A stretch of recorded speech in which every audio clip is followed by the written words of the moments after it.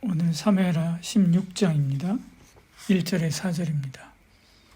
다윗이 마루턱을 조금 지나니 무비보셋의 종 시바가 안장을 지은 두 나귀에 떡 200개와 건포도 100송이와 여름 과일 100개와 포도주 한 가죽 부대를 싣고 다윗을 맞는지라.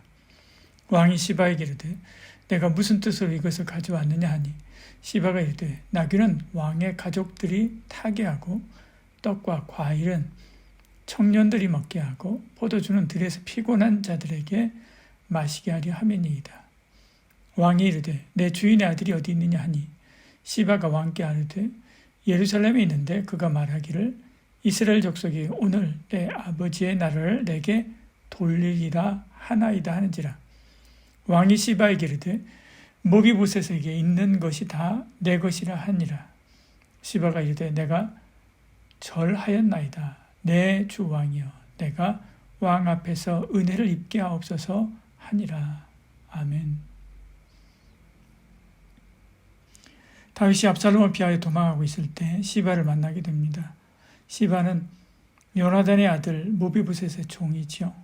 다윗은 무비보셋을 선대해서 사울의 모든 땅을 돌려주고 왕의 식탁에서 왕자들과 함께 식사하도록 했습니다.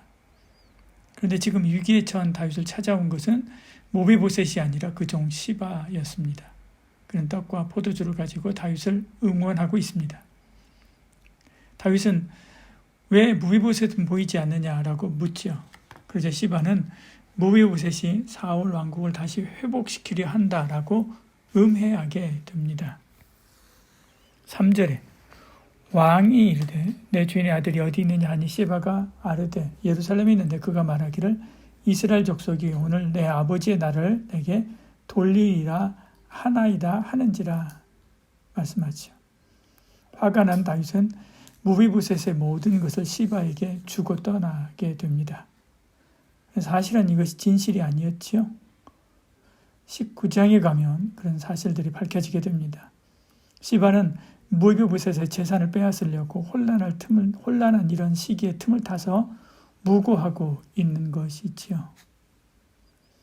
이처럼 혼란스러울 때 공동체나 나라나 백성을 생각하지 않고 자기만 생각하는 사람이 있습니다. 그러나 우리는 언제나 한결같은 마음으로 진실해야 되지요. 다윗이 예루살렘을 탈출하고 있을 때 또 다른 사람이 등장합니다. 그는 시므이로 사울의 친족이지요. 그는 다윗과 신하들을 향하여 돌을 던지고 저주합니다. 화가 난 아비새가 그를 죽이겠다고 다윗에게 청하게 되지요. 다윗은 그를 말리면서 하나님께서 저주하라 하신 것이니 할 말이 없다 말합니다. 또한 자식도 자기를 배반하는데 베냐민 사람이 그러는 것이 뭐 그리 큰 일이겠느냐라고 말하지요.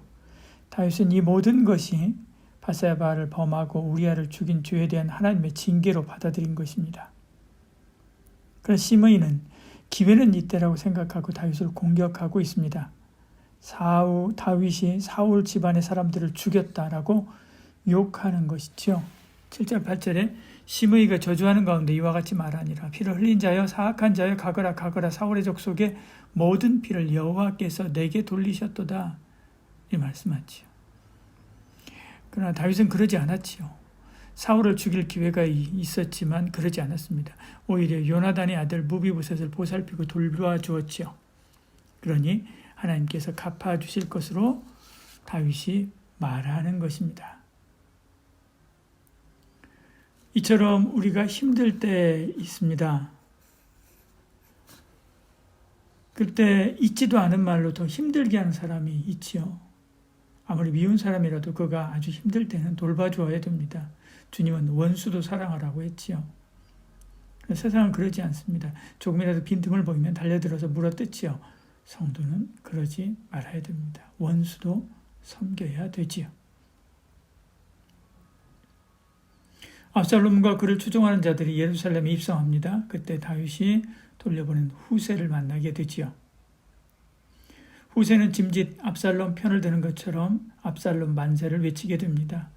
압살롬은 왜 친구 다윗과 같이 안 갔느냐라고 묻게 되지요.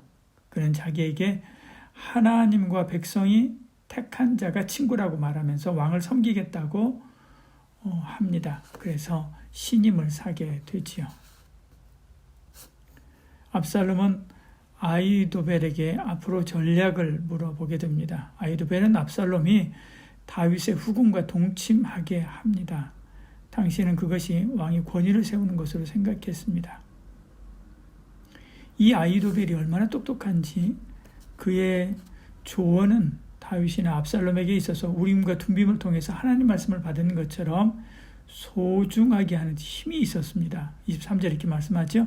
그때 아히도벨이 베푸는 계략은 사람이 하나님께 물어서 받은 말씀과 같은 것이라 아히도벨의 모든 계략은 다윗에게나 압살롬에게나 그와 같이 여겨졌더라 말씀하죠.